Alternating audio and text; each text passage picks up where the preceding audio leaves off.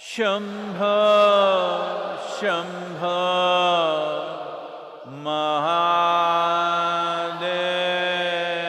Mahadevaya.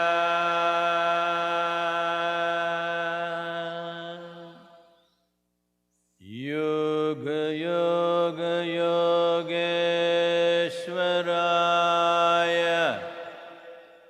Bhuta Bhuta Bhuteshwaraya.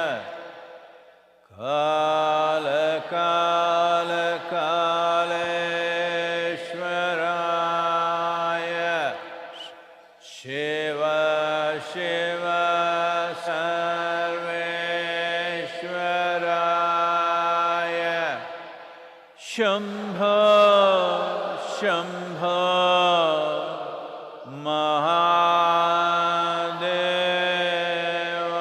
Mahadevaya.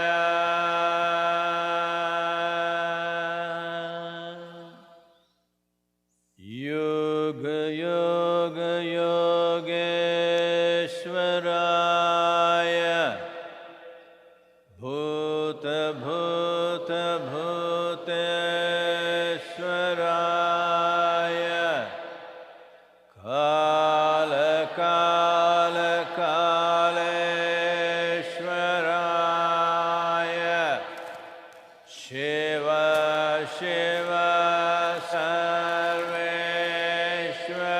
Sarveshwaraya.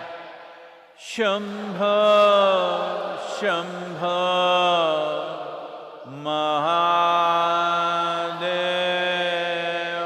Mahadevaya.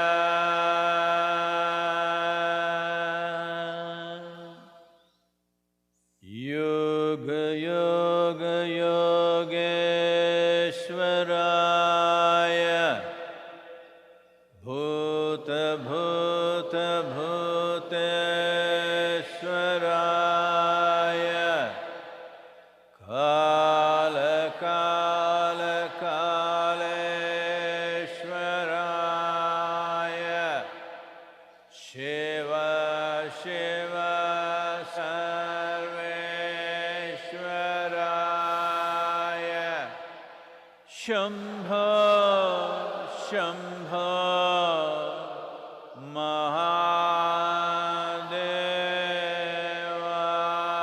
Mahadevaya.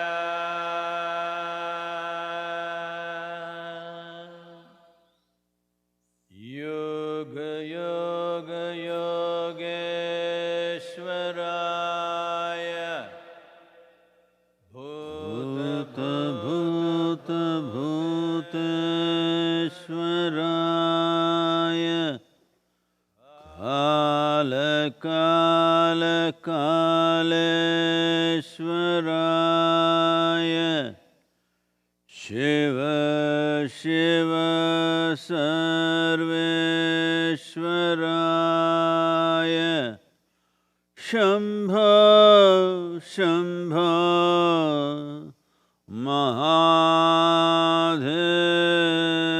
Mahadevaya.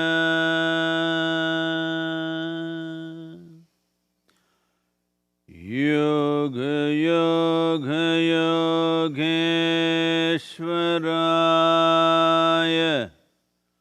Bhuta Bhuta Bhuteshwaraya. Kala Kala Kaleshwaraya. Shiva Shiva Sarveshwaraya. Shambho Shambho Mahadevaya. Yoga Yoga Yogeshwaraya. Bhuta Bhuta Bhuteshwaraya.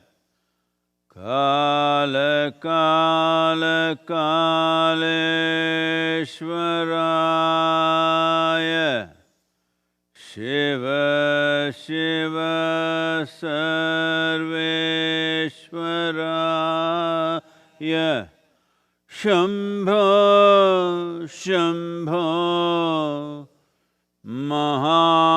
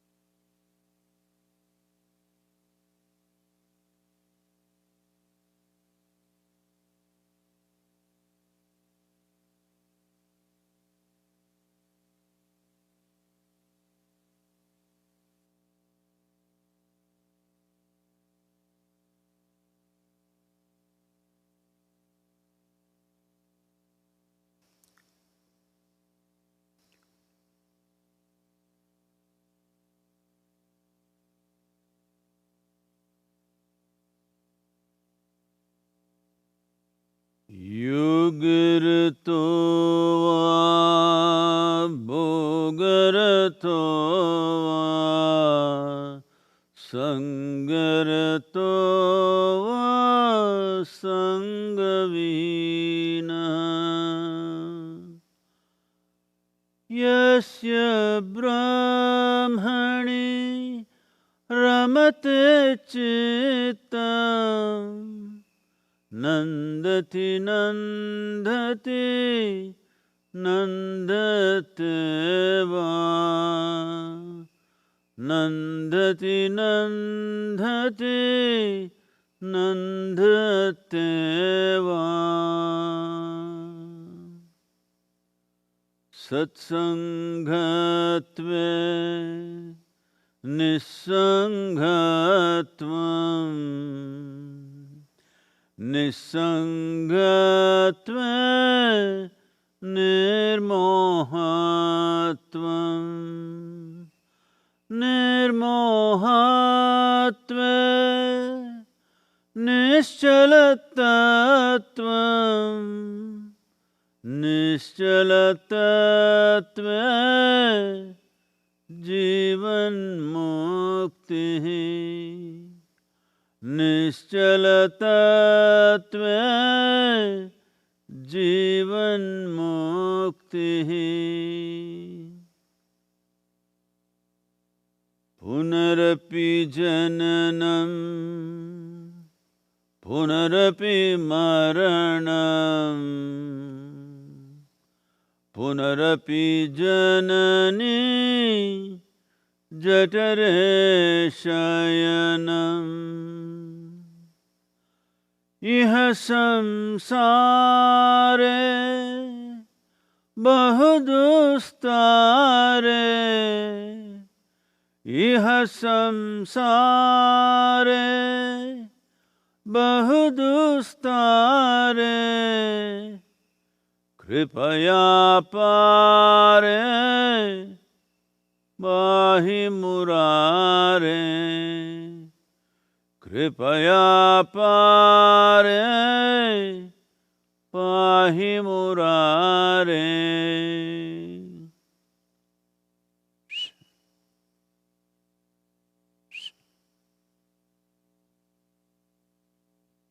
Namaskaram. Namaskaram to everyone.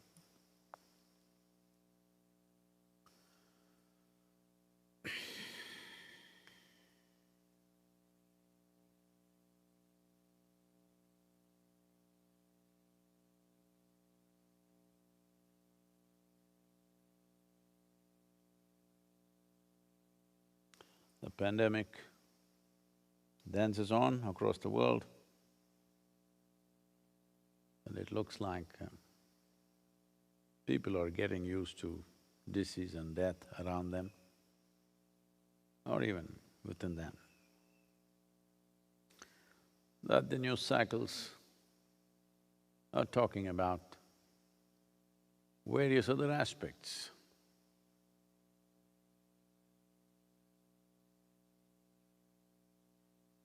Different parts of the world, you see that the pandemic is covering less and less time on the news cycles of the nations.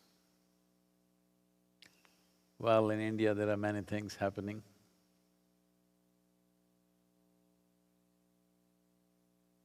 In United States, of course, the election fever is building up. So, people are sort of getting used to this. But whether you get used to it or you don't get used to it is not the issue. The important thing is, still over 1,000 people every day are dying in United States, a similar number in Brazil, a very close similar number in India. Well, and it's also multiplying. India is doing over 1 million tests per day. And the positive cases, it took over 3 months to get to 2 million positive cases. But the last 1 million has happened in 16 days. So it's growing exponentially. Fortunately, more people are recovering also. But recovery simply means right now that they did not die. I don't think there is a proper evaluation whether they have fully recovered, have they become normal, are all their bodily functions normal once again.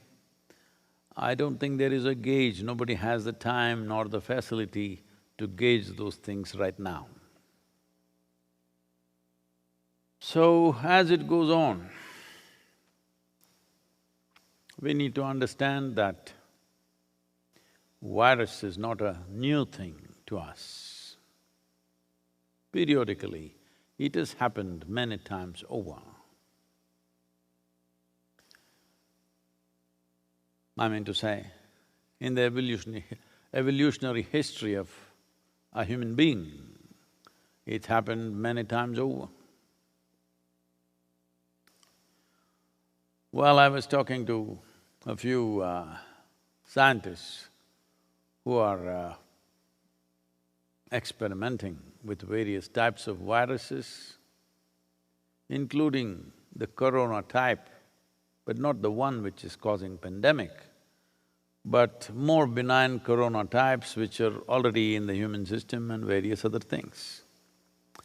So what I gather from what they were saying is, in many ways, the powerhouse of the human cell itself is from outside. Some microscopic organism or a bacteria or a virus implanted itself into the human cell and became what we today know as mitochondria, which is the powerhouse within the cell, it generates all the energy. So, are we separate from the microorganisms? No. Because actually, according to modern science, if you look closely enough at this body, you do not know which is human genetics and which is microorganisms, it's all mixed up. And nearly 30% of the protein development which has led to various stages of evolution within us and making us who we are right now, nearly 30% of that evolution happened because of viruses. So I'm saying there is a hope, maybe this virus will evolve you. Who knows? I've been trying, but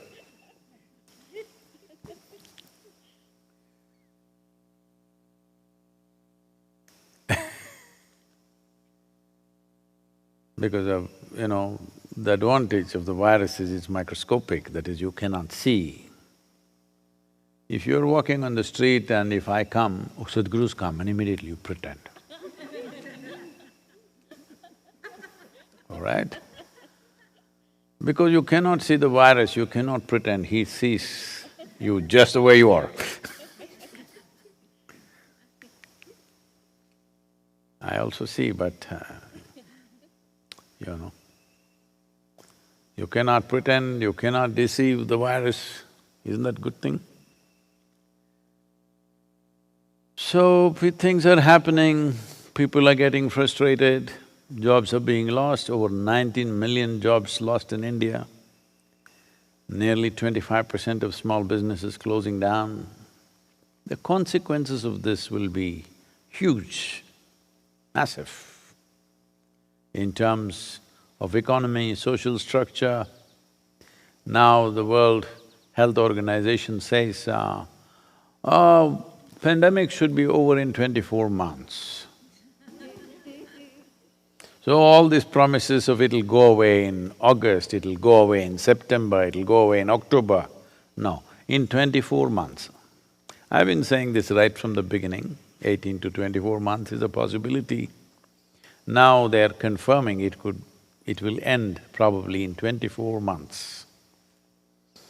Or, not that it will end, we would have gotten on top of it in 24 months. In 24 months, social structures, economic fabric of the society could be in tatters, but you could evolve, that's a possibility. Terrible things to say at a time like this, I know. Because our life is structured like this.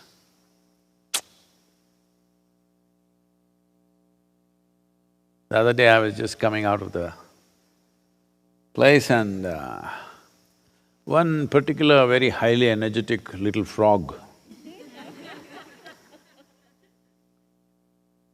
an ambitious one, was trying to get into the building. Well, I don't mind the frogs. I don't eat them, but I don't mind them. I don't even mind all the conversation that's going on in the evenings. But I don't want him to sleep in my bed.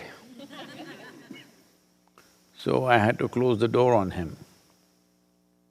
But I thought, looking at his energy and ambition to get inside, he reminded me of how we have been as human beings. Maybe this is how life evolved. You ladies, you know, frogs have turned into… all it took is a kiss.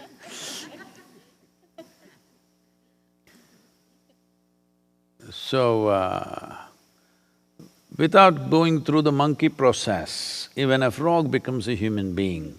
Within 3 days, you will be disappointed. This is happening. So, we're talking about a froggy world. A tiny frog croaks and leaps in ungainly haste upon the porch. As I wonder what ordained purpose he is out to fulfill, what froggy business or profession drives him. Maybe in feverish hurry to his marketplace or an exchange. Or he may be the leader of a frog democracy, or a monarch rushing to the parliament or his court. But he's alone, no courtiers or sidekicks. That cannot be even in the froggy world. One with such a significant voice must be of some importance, maybe a spiritual leader. Or a religious head. Or is he a cursed prince waiting to be kissed by a lovely maiden? Mr. Frog sets me off into seemingly endless pursuit of finding purpose for a froggy frog, croak croak.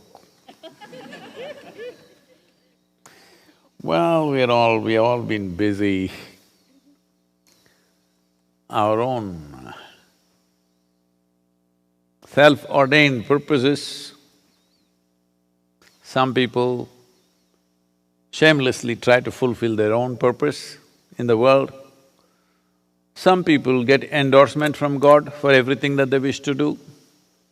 One way or the other, everybody has been super busy. And we kept the world buzzing. Why buzzing? We've been keeping it roaring. Well, today, like there was a time when people would discuss weather, now you don't discuss anymore, you just consult on the phone. You don't discuss with your neighbor, what does it look like? Is it going to rain today? Is this going to happen, that going to… no such discussion. There is one lady out there, boom, she tells you. So whether discussions are gone, stolen by Google, there used to be religious discussions about the geography of heaven and what will be the accommodation you will get for the kind of person that you are, what will I will get and these things. These things have become little… people have become shy of discussing those things. Still they have aspirations. But they've become little shy because even to themselves it sounds stupid. So they've become little shy, but don't think aspirations are gone. Still a whole lot of people aspiring to be in a higher heaven than you, always. So the only discussion is about economy. Come election, little politics. But even politics is mired in economy. So one thing we have kept throttle on is economic engine, roaring. Almost everything that you see around you is commerce, commerce and commerce. So, commerce has consumed human consciousness. Now this is an engine, this is a vehicle where everybody's foot on the gas pedal is full on. But nobody knows who is handling the steering wheel. When you keep the engine roaring without a hand on the steering wheel,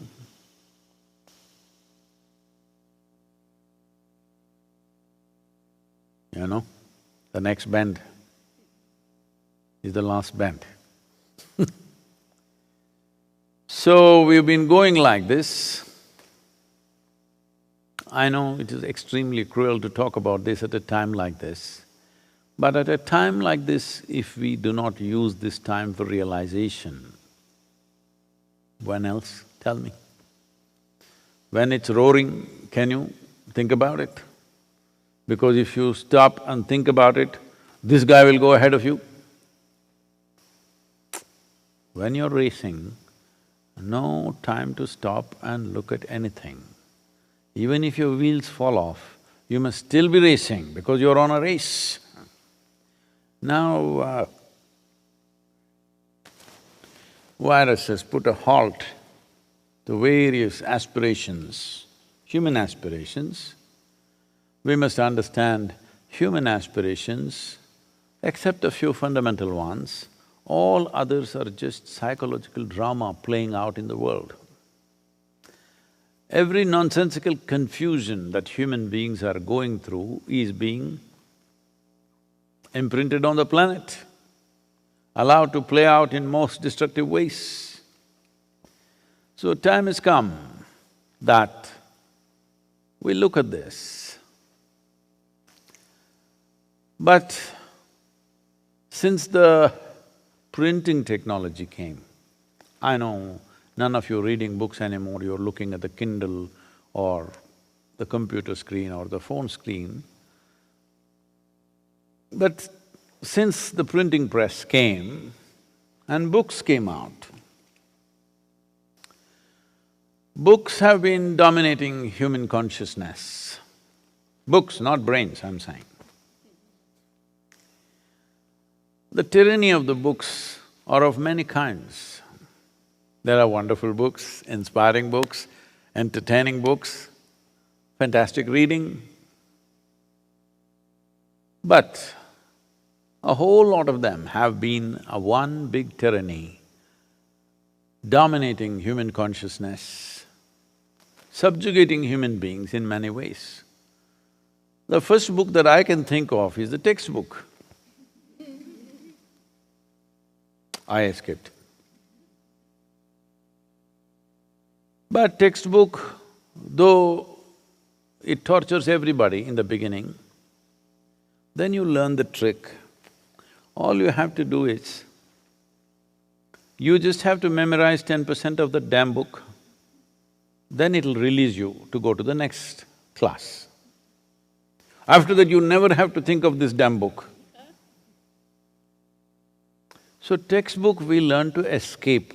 We moved from class to class.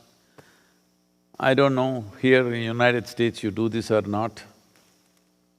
In India, we were always told after we finished our class, that is, we finished this year, we have to go to the next year. One important thing that you do is you call somebody from a poor family who can't buy textbooks, and all your textbooks, you must… in our home, we must neatly bind it properly and find out the child's name and write his name neatly for him, his class and his school and everything, and you must hand it over to him properly, like it's looking like a new book. But he can't afford to buy a new book, that's the whole scene. So it gave me immense pleasure because my books were new.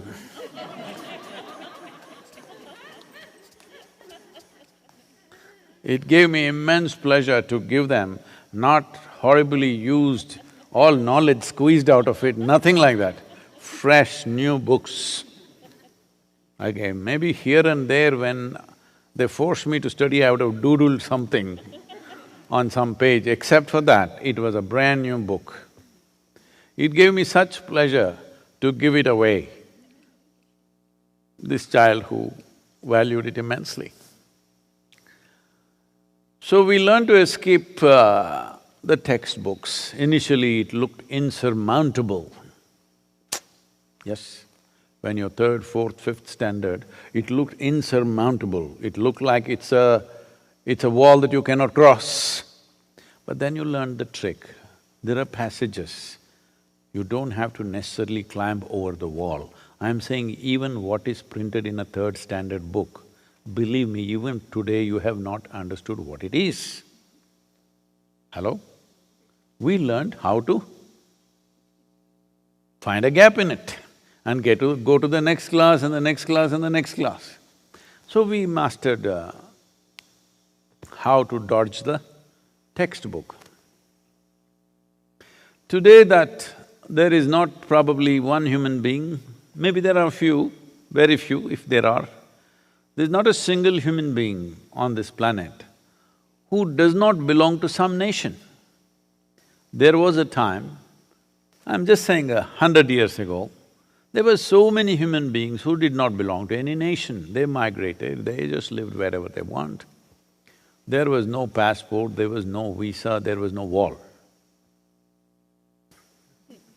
People went where they want and lived. But right now there is not a single human being, or at least there are extremely few human beings who may not belong to a nation. If you are it's a very negative thing, you're a non-state actor, means you're a terror suspect. You're not a shepherd, you're not a migrant, you're not a gypsy, you're a terrorist. That's what it means that you don't belong to any nation means right now. So we have to belong to some nation. The basis of a nation is a book again. It's called a constitution. Every nation in its infancy starts with great ideals and exuberance, enormous idealistic approach and exuberance of new nation. After some time, it largely becomes a restrictive process. But one good thing about the constitution is, we can amend it. We can find fault or find limitations of what it is and go on doing amendment after amendment after amendment. After a few generations of amendments, well, you can't recognize the original nature of the book, it becomes like that. Because we keep doing that, and then you don't know in the end what that book is supposed to mean. And in a few generations, everybody learns how to exploit that book and use it against each other. So this goes on. So though initially in the infant nature, in the infant stages of a nation, it is of great inspiration and great exuberance of life, after some time, it becomes largely restrictive. But in 2, 3, 4 generations, people understand how to escape that. The best thing is you become a lawmaker. You get elected, now rules… You can put it around whichever way you want. The next book that I can think of are the books that are called as holy books. The very word holy means you cannot question the content. That's what it means. You cannot question the content. Because normally, in most cultures, the book is the word of God Himself, whatever God you believe in. So, not available for amendment, not available for any criticism, not available for any kind of change, unless you join that privileged club of men, not people. Women have never been a part of it. That privileged class of men that you call as clergy, unless you become that, then you have a right to distort it in any way you want. Otherwise, anything that you say about it could mean severe punishment or death. See, a society becomes civilized only when there shall be no persecution in terms of death, torture, imprisonment, for criticizing either a leader, a religion, or a historical figure, or a book. A global establishment of this fundamental is what we call as civilization. Because, well, the reason why this might have come is there are aspects to life which may not fit into the logical sense of whatever basic logic that one is talking about. So, all right, we can give the privilege to these books that you cannot question the context of the book. Whether God said it, somebody said it, let's not question that because it doesn't matter. But the content must be open to question. If once the content is not open to question, it leads to a tyrannical society where anything that you say can lead to terrible things for individual human beings, and it's not happened to one or two. We could have ignored it if it just happened to a small number of people. It has happened to millions and millions of people on this planet have lost their lives in the last 1,000 to 2,000 years, just because they said something that somebody says the book doesn't agree. We do not even know whether that man has read the book, first of all. We do not know, but he claims because he's entered the privileged club. So once you move in this direction, this is why I said the book, not the brains, because you have to give it up. You have to subjugate human intelligence to accumulated information or accumulated ideas of another time. This fundamentally is raining only for me. Privileges of being a guru, huh? Only for me. All right. You're all in nice bright sunshine, look at me. Maybe because I'm saying these things about the…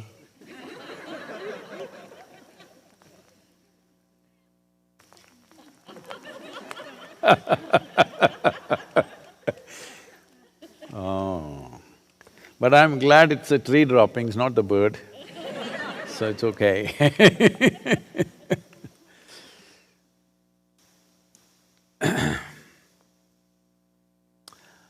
You will see what falls out of this class of people who take this position that they can interpret, distort and demonize the so-called words of God that cannot be touched by anybody else. That reminds me of I don't know, most people might not have even heard about this movie. Somehow, I don't know why I ended up in this movie, because I was not given to going to these sort of movies, but somehow I ended up there, I don't remember how. There was one movie called Mirch Masala.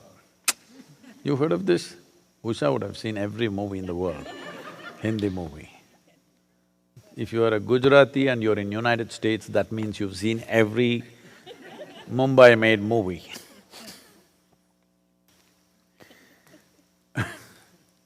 So, this is a small budget movie, I think. It's called Mirch Masala because the scene is in Rajasthan where these women are working in the red chili processing plants, that is from agriculture for it to come to market.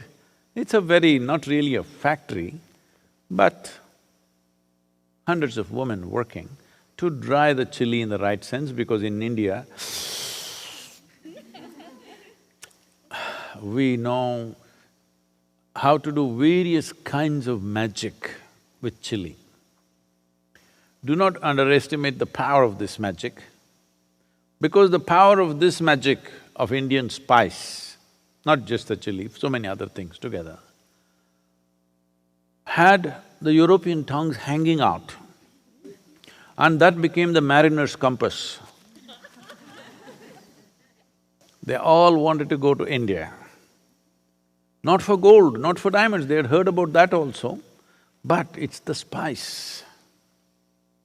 Because just imagine, a culture which did not know any other taste other than a few natural flavors of meat, this and potatoes and salt, suddenly tasted, masala.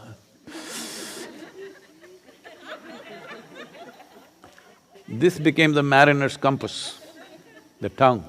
It all pointed east, India. One guy made a mistake and landed up here. Still we are calling those people Indians. So this mirch masala is about this processing of the chili from green chili, making it, drying it up and making it into red chili. It's a whole very interesting process. I'll not go into it though. So in this movie, there is a bandit. It's another time. A bandit who owns a few guns and stuff on his horse, a band of people comes horseback. They come into your village. And when they come, everybody has to make sure they are well fed and they're taken care of, and certain amount of share of wealth must happen. They have to give, otherwise they will do something terrible because they are armed. So, they know, just like a government, they will tax you for protection, all right? Even the bandits were not taking 42%.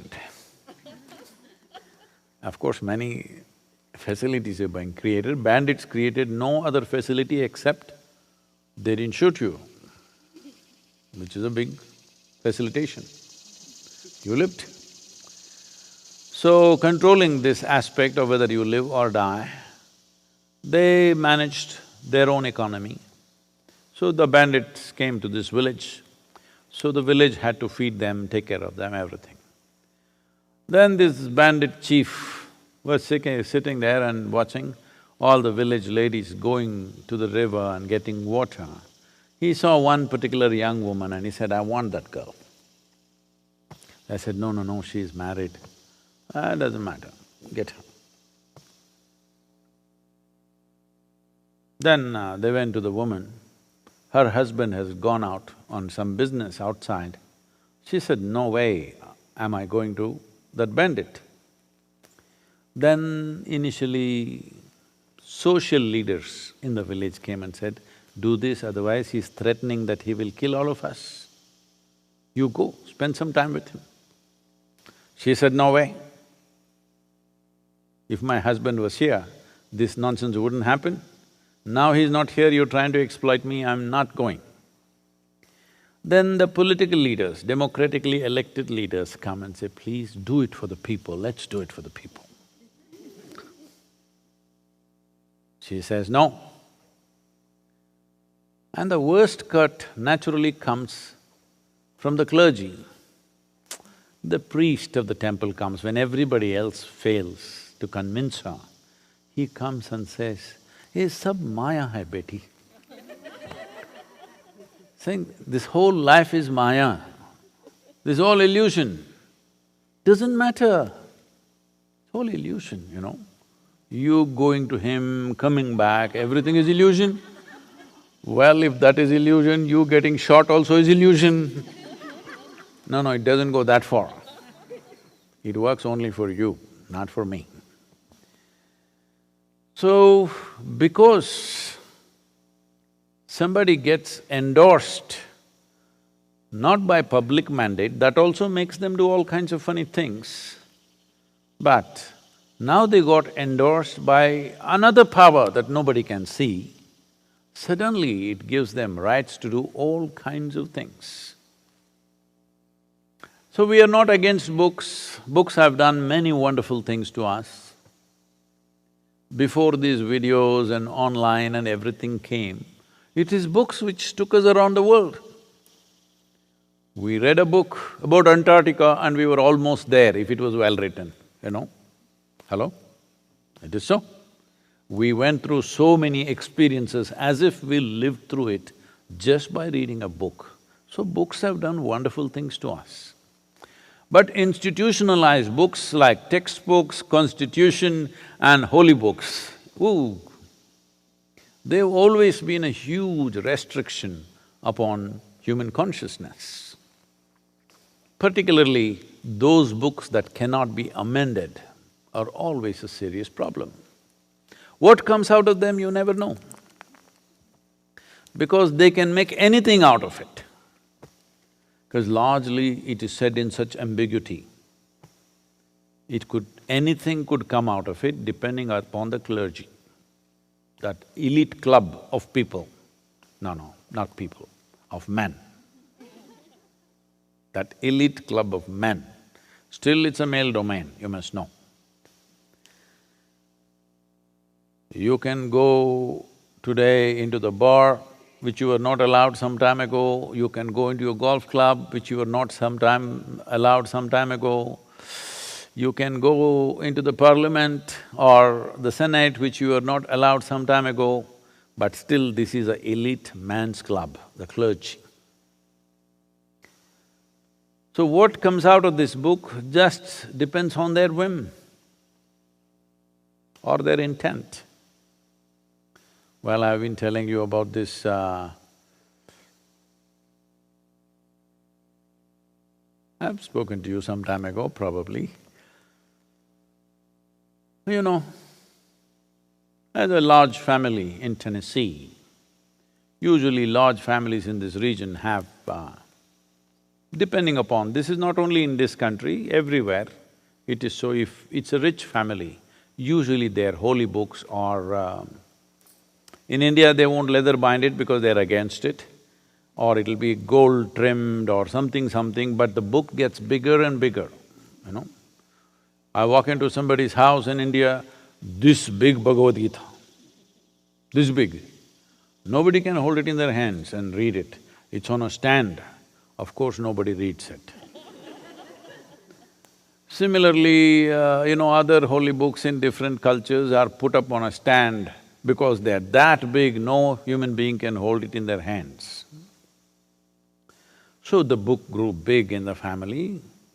There was a young boy, so they put him to school, in a boarding school in the East Coast.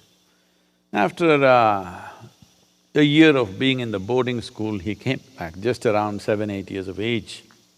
He just learned to read and it's exciting him, the written word. So when he came back for the vacation, he was flipping through this big book which nobody had turned over for a long time. And some people have this habit of taking a leaf or a flower and keeping inside the book, it gets dried up, desiccated and stays there, it comes out like a nice artwork. Leaf is a fantastic artwork anyway, but it has to be in a book for you to notice it. Here, it's in the wrong place. It's on a tree, it's the wrong place, it must be in the book, because that's where you pay attention. You even see sunrise and sunset on your phone, I know that. So he was flipping through this book and there was a leaf, a dry leaf, which might have been there for a very long time, and it fell out. He looked at this and screamed, "Mama, Mama, come here and see what I've found." Mother asked, "What have you found, my son?" "Just come and see." His mother, little alarmed, came running to see what. She said, "What?" He pointed at the leaf and said, "Adam's underwear."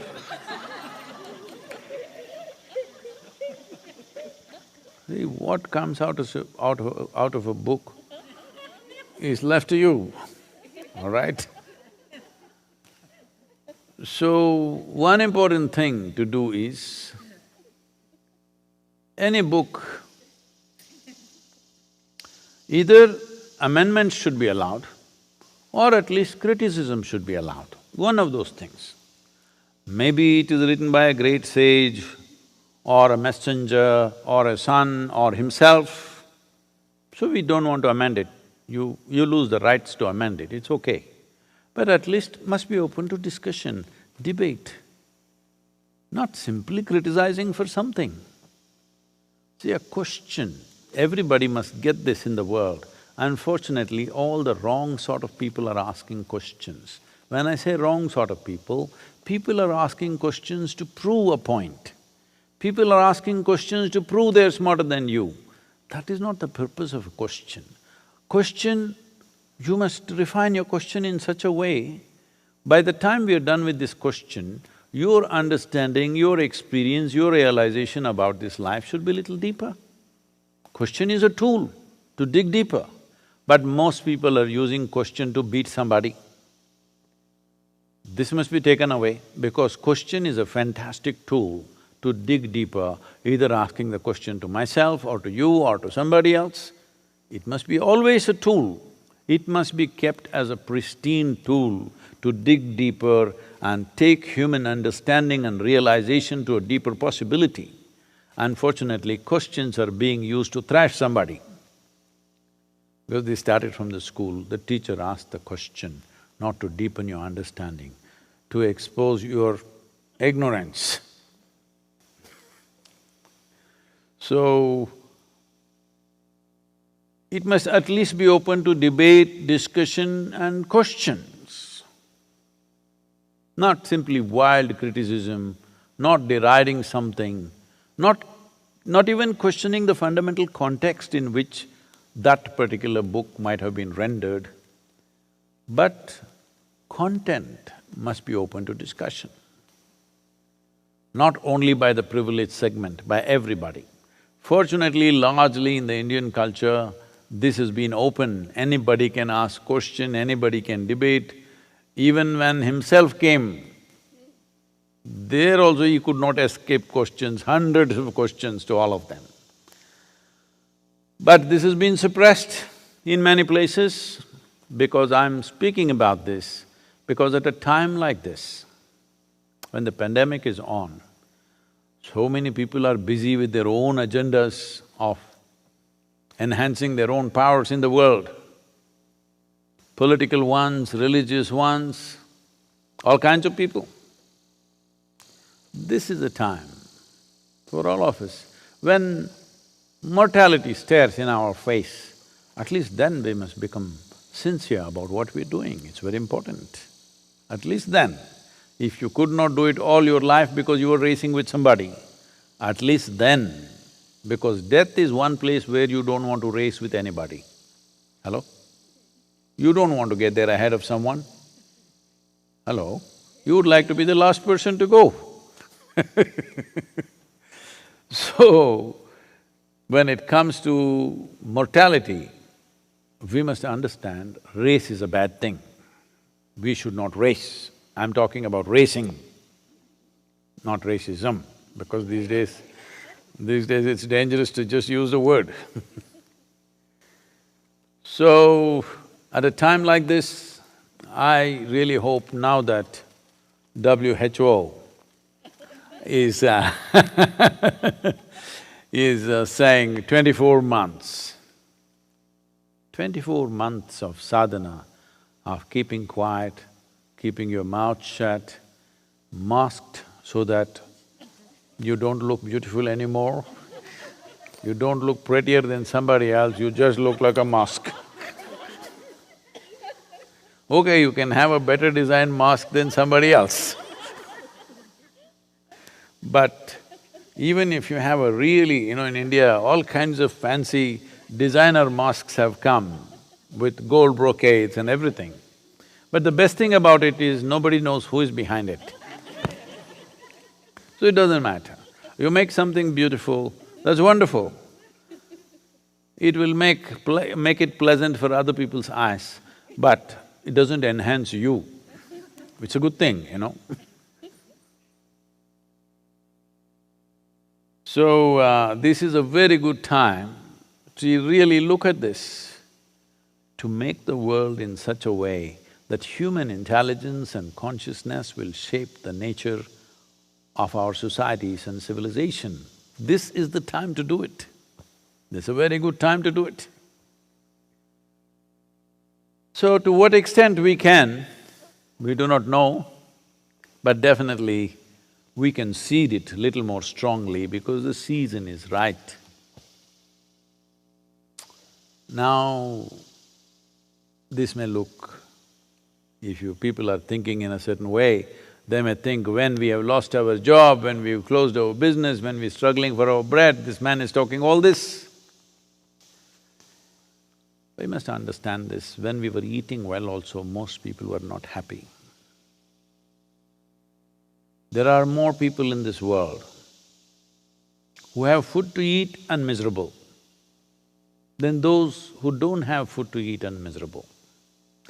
There are more people in this world who are healthy and miserable than those who are unhealthy and miserable. At least those who don't have food to eat and who don't have health, they have a good reason to be unhappy. Rest don't have any reason, just that they've become experts. How to cause misery to myself. Such massive expertise has been developed that, happens like this. So, you have to evolve a strategy. When I say a strategy, this happened. A little boy was sitting on the street side. He saw another boy with a dog on a string and taking the dog. Must have caught a street puppy and taking it home.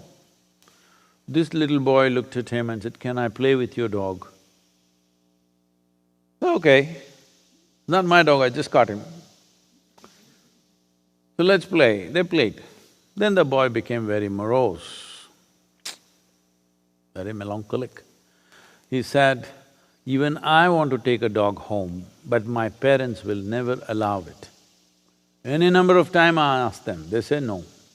The other boy said, "That's not the way to do it needs a strategy."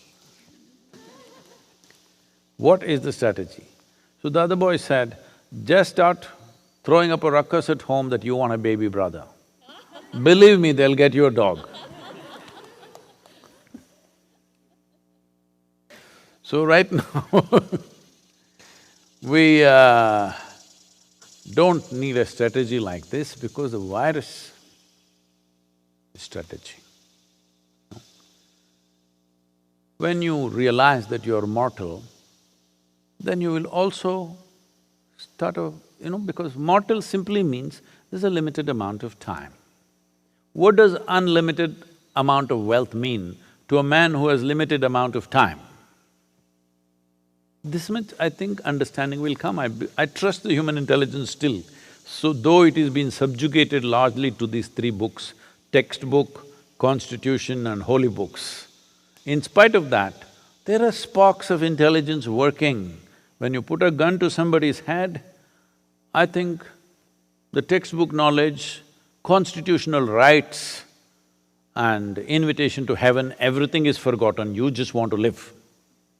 So I believe that when mortality is hung in front of your face, intelligence works beyond the tyranny of various kinds of conditionings that happen in the society. So this is a time when human intelligence is beginning to think and work. What is all this about? So we don't have to make any strategy. Naturally, the virus has played a strategy. Maybe it's nature which has played a strategy. Maybe believers would like to say it's God's strategy. It doesn't matter, it's a situation. Every situation that arises.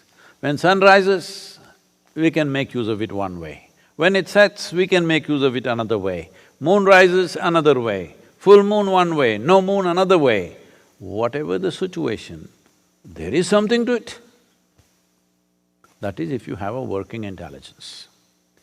If your intelligence is concretized in the form of a textbook or a constitutional rights, I'm not talking about the duties because nobody talks about the constitutional duties, everybody is talking about constitutional rights and the holy diktats from elsewhere. When you're free from that, you will be free from that the moment you confront your mortal nature. Limited amount of time. Limited amount of time means we need to manage this life in such a way, for what? There are only two things. How profound is my experience of life? How impactful am I in what I do? This is all there is with life. There's simply nothing else, I'm telling you. You can't eat more. Well, you can, but it'll have consequences. You can't wear more clothes at a time. So if you want to wear more clothes, you must be constantly changing 10 times a day, which is big nuisance. Well, there are some people who are wearing 2 kilograms of gold around their neck. All the best.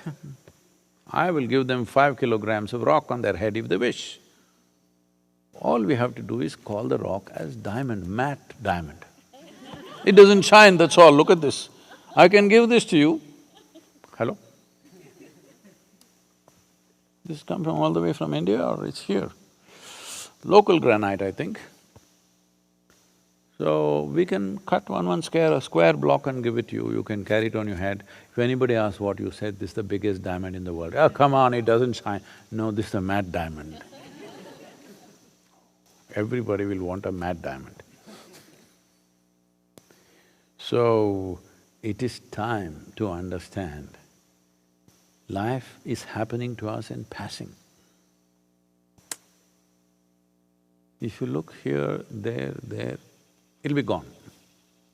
It'll be gone, I'm telling you. Not necessarily succumbing to the virus, even without the virus you will die, I'm just informing you. Hello? This is a secret that most people do not know. They think only this damn virus will kill them. No, even without the virus, you shall die, all right? We'll bless you with a long life, but you will. But they are saying, the scientists are saying that with the virus you may evolve. That looks like good hope, good possibility, because it's free, it's free. So since this doctor I was talking to told me this, I've been wondering, should I go and get infected? Because I don't want to miss the evolution. Suppose I'm going to grow a horn or no, tail is not derogatory, tail is not good. I don't know, maybe an extra hand. 2 arms came out of these shoulders. Suppose one comes out of my head, that must be an intelligent hand. Hello? You know Maradona's hand? Hello? Hand of God. Did some miraculous things, all right? But it's free. This happened. One of the chain food stores in America announced fat-free fries. For other parts of the world who don't understand, 30% of America's diet is fries. Not now, things are changing, it's becoming salads and stuff with certain number of people, but largely fries. Can live without anything, but we cannot live without fries. French are blamed for it. But later on, somebody renamed it as freedom fries. It's our right to eat fried food and do whatever we want with ourselves. It is freedom. So fat-free fries was advertised. A young man who was very conscious about his health went to eat the fat-free fries because we love the fries, the problem was the fat. Then they fried the thing in a regular way and they put the fries, it was dripping with oil. So he looked at this and said, "What is this? You said it's fat-free fry, it's dripping with oil like this." So the man said, "See, we are only charging you for the fry, the fat is free."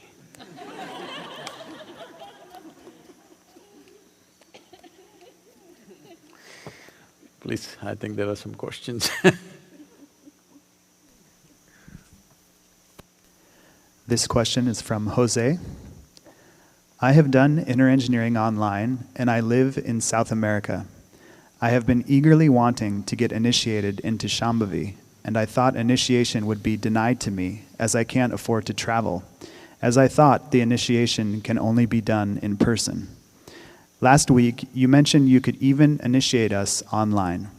This filled me with joy, as so many people who have been longing for it have this chance now, irrespective of where they are. But may I ask, what changed? Most importantly, how can I make sure I receive this as powerfully as I would in person? I don't want to miss out. Well, nothing changed, Jose. And anyway, we are not initiating online. There is no such thing as offline initiation and online initiation. Initiation process, particularly for Shambhavi, is more like a consecration of a human form. Or if we want to put it in more mechanical terms, you've heard of these days many motors have or no more induction, but most electric motors are induction motors. That means there is a process of induction. Though there is electricity, though there is a mechanism, still it doesn't go unless induction happens. So this is like an induction. Does this happen offline or online? There's no such thing. As I've said repeatedly, many times probably, I have initiated more people who I have never seen in my life than people whom I have seen. This doesn't mean I initiated them online, this happened well before online came, this has been happening forever. The important thing is just this. The entire program, the physical programs we've been conducting or now the online programs we're conducting, essentially is about knocking on your door. How much knocking do you need on your head is different from person to person. There was a time when our initiations had long preparation.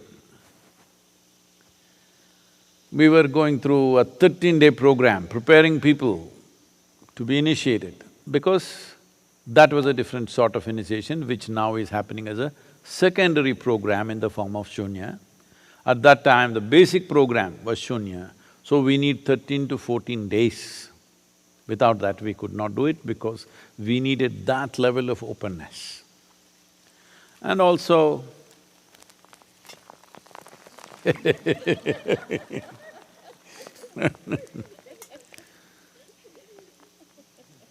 the bounty of nature comes to you even if you're not willing.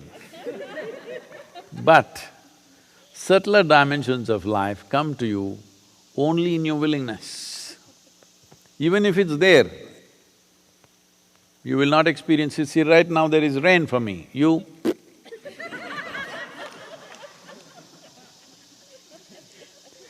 you don't have it. So, all programs, let's look at it this way, all programs are just a knock on the door. When we… see, if we want to make you open the front door, tock, tock, tock, but some of you peep out of the hole and say, "Who is that?" Say, "No, I'm Sadhguru."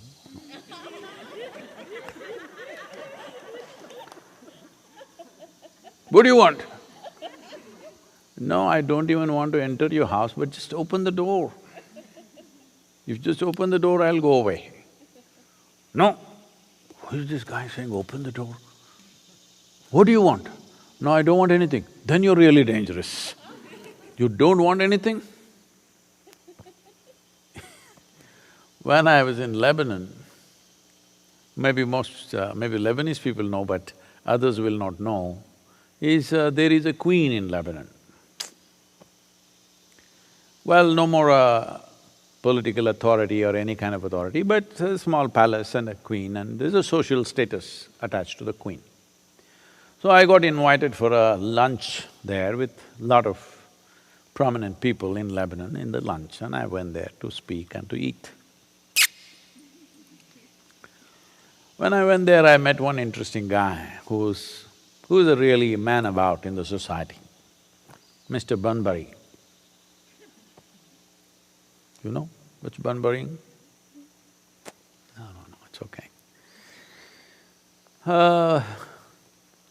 Then we got into conversation. After I spoke and then ate and then, individual conversations happening here and there. So this guy was an interesting guy, we were talking, and then he said, "See, Sadhguru, the problem with you is you don't want money. If you say, I've come here to make money, we will trust you. The moment you say, I don't want money, then we are suspicious of you. We are very straightforward. If you say, I've come here to make money, we understand because you and me, same. You suddenly say you don't want money, then what do you want? Well, maybe I don't need anything, that's even worse. We have always been suspicious of people who don't want anything, because they will bring another dimension and trouble us. I thought that was very interesting because that's true. You remember, inner engineering introduction, free introduction, you never understood that it'll cost your life.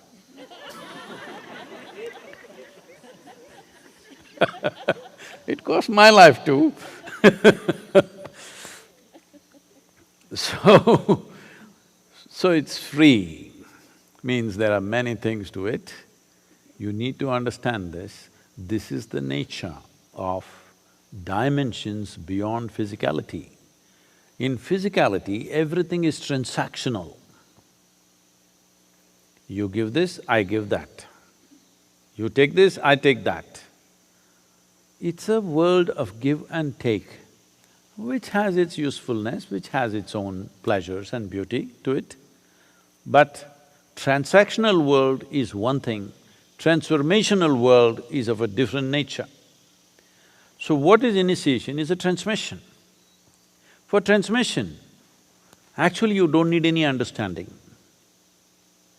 Because today you've gone through this schooling and you read the textbook, because of that, you have this idea, unless I understand something, I cannot do it. That means you will never do anything significant in your life. Never ever. Because what you understand, the very word understand means, it's always less than you, isn't it? You cannot understand something which is beyond you, but you can experience what is beyond you. Right now you can experience the sunlight. It is beyond you, isn't it? Can you turn it on, turn it off? It is beyond you, but you can experience it. This life is beyond you. but you can experience it. So if you are in this mindset, if I do not understand, I will not do it, well, you will do just rudimentary stuff in your life. So, initiation is a transmission. Without transmission, there is no transformation. And transmission is not a transaction. A teaching is a transaction. In some way, it is a transaction. So, the programs that you have gone through are kind of transactions. Sit there, talk to you, you ask question, I answer you, and you ask one more question, I answer you, for that you ask another question. Oh, how many have you asked? I am showing such enthusiasm to pick up every question and hit the ball every time with full enthusiasm, not because I think it is a great question, it's a dumb question. But I know that is the way you open your door, that is your code. I must do tuk tuk tuk tuk tuk tuk. Then you open the door. Who is it? A familiar voice. You'll open the door. Unfamiliar voice, maybe it's God, but you will not open the door. Because you are that kind, we have programs and more stupid programs. This virus, phew, gone. All programs gone. So now we're just waiting that this constant threat of mortality and as Allama said, once you have money in your head, we can't talk to you. I hope money stays in your pocket, it's necessary, but maybe it will drain out of your head because you have money in the bank, but you can't travel anywhere, you can't spend on anything. If Amazon was not there, you would have realized much sooner. Much sooner, but you're shopping and still you're thinking your money is doing the thing.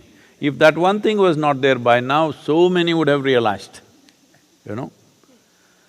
So realization is slowly happening, willingness is slowly happening. As this willingness happens, knocking on the door becomes less and less relevant.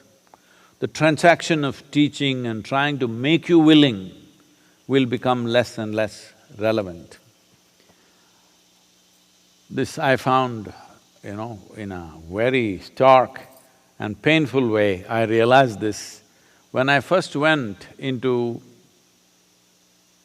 to conduct a prison program, now it's mandatory in southern India, in all the prisons happening, even during this pandemic, our teachers are doing the online programs in the prisons in southern India.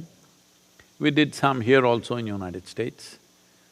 When I went there, I just realized, I announced a 10-day program, thinking I will do a basic, simple program, thinking because most of the people in the prison, many of them have… almost everybody is a school dropout, 90% of them, many of them have never been to school, language, all these issues, how much they can understand. But when I went there, what I was supposed to teach in 10 days, I was done in 2 days. Then what to do? I did Bhava Spandana in another 2 days, I did Samyama right there, everything, all these programs which happen in different stages for the free people who are imprisoned by themselves. For the imprisoned, I could do everything within a few days, 6-7 days, everything over. After that, we were just together enjoying each other's company and absolutely joyful, fantastic atmosphere out there in 10 days' time. All programs got over in a brief time because no knocking was needed. The only problem in the prison is the door is not open. Somebody else has closed it. Home, you have closed it, so you don't realize. In your heart, you have closed it, so you don't realize. In your mind, you have closed it, so you don't realize. When somebody else has closed the door upon you, the only thing that you want is door open. Yes or no? Only thing that you want in your life is door open. This is what I realized with the prisoners, convicts. If you look at their things that they have done, terrible things they have done, but they became such fantastic spiritual material for transmission, boom, it just went like that. Even now, they're writing to us, writing poetry. Programs have been going on for over 20 years now in the prisons. Many of them who are there for life, or in India, unfortunately, there are many people who are sitting on the death row and waiting for over 10, 15 years. Their lives are fully transformed because opening the door was the only thing that they wanted. Now you are very cautious about opening the door. As mortality knocks from… not from outside but from inside, now opening the door becomes natural. So this is one part of it. Another part of it is the preparatory part.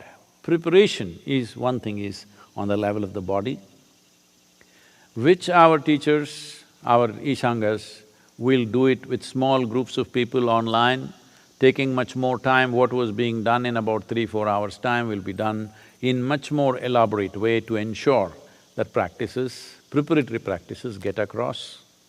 And knocking, we will knock you more than we were knocking when we were in physical presence. So even when I sat with you,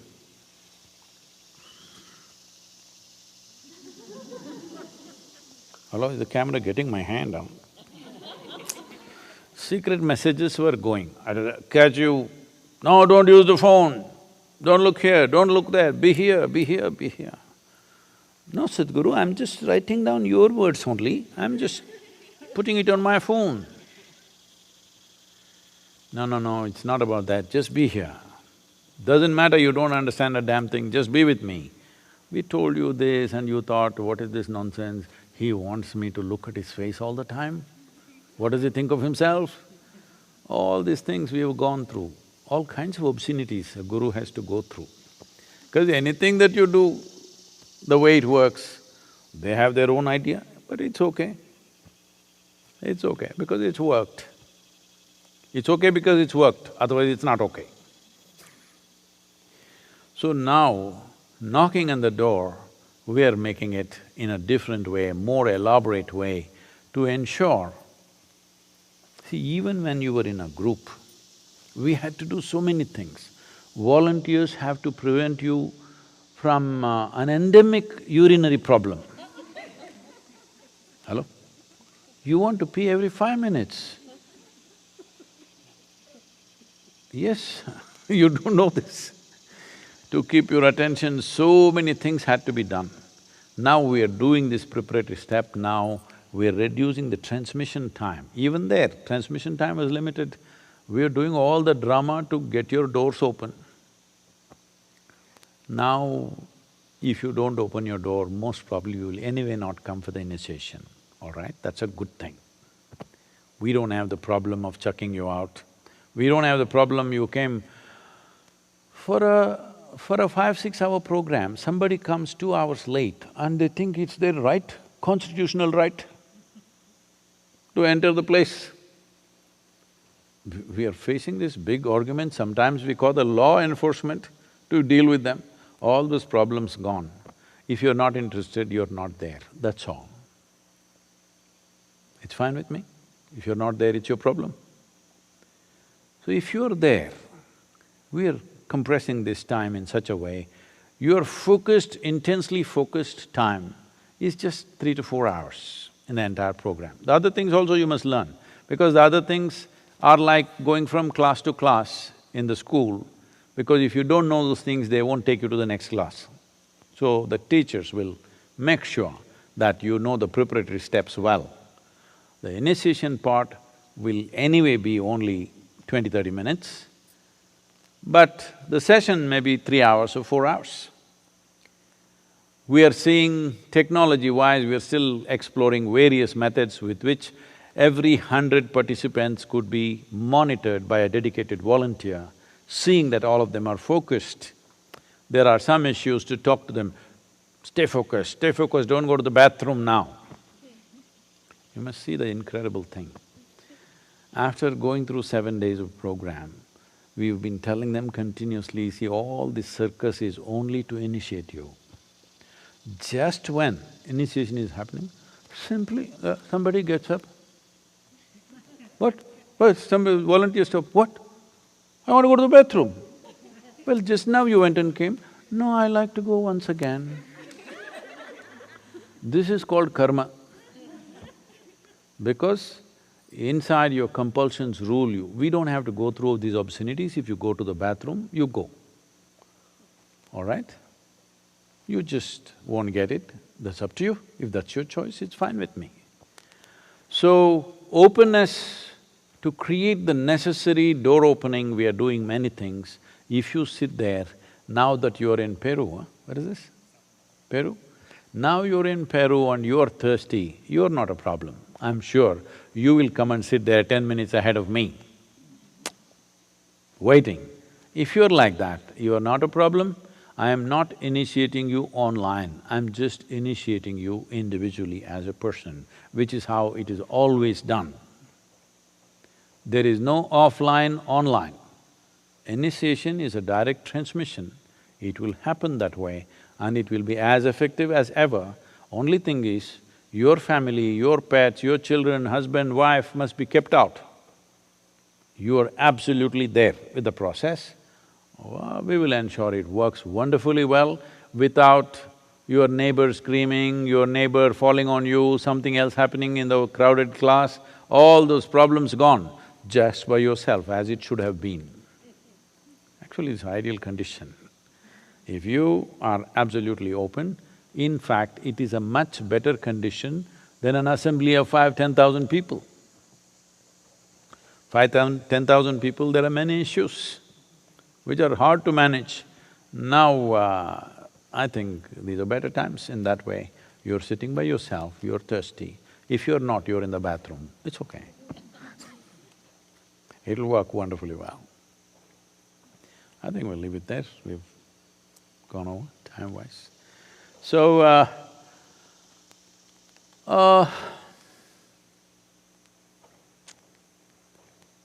one thing is we are preparing for Sadhguru exclusive starting from 23rd of September. So, we are thinking of various things and one important thing is we have never done this in North America rather. So, we will be doing something with North America in the next few weeks. Interesting, this is not something that everybody can participate because we want to bring out something, material, content connected to North America in terms of its traditions, its spirituality, its occult, its history. Based on this, we will be doing something. So, we are just exploring how you could participate in this online. Offline participation will not be possible. Online participation, how you could do, we are exploring these possibilities. Hopefully, we will be able to facilitate this because we will be moving and in this movement, how much technology we will be able to carry, we are not sure. But I believe something can be done. We look forward to having you there. Thank you very much. Namaskar.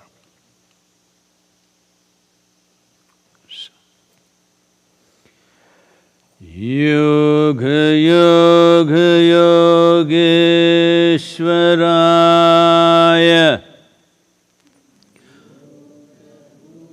Bhuteshwaraya Kala Kala Kaleshwaraya Shiva Shiva Sarveshwaraya Shambho Shambho